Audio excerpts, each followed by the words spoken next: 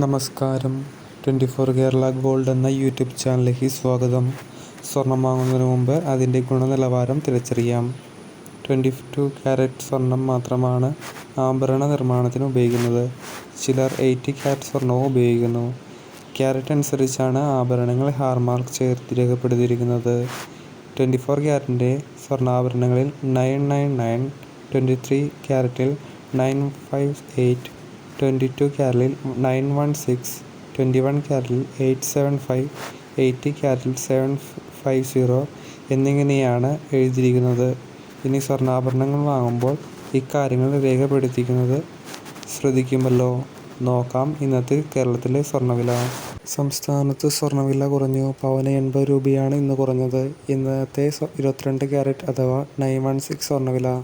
ഇന്ന് പവന് 80 രൂപ കുറഞ്ഞ് 53,640 രൂപയാണ് ഒരു പവൻ സ്വർണത്തിൻ്റെ വില. ഗ്രാമിന് 10 രൂപയാണ് കുറഞ്ഞത്. ഇതോടെ ഒരു ഗ്രാം സ്വർണത്തിൻ്റെ വില 6,705 രൂപയാണ്.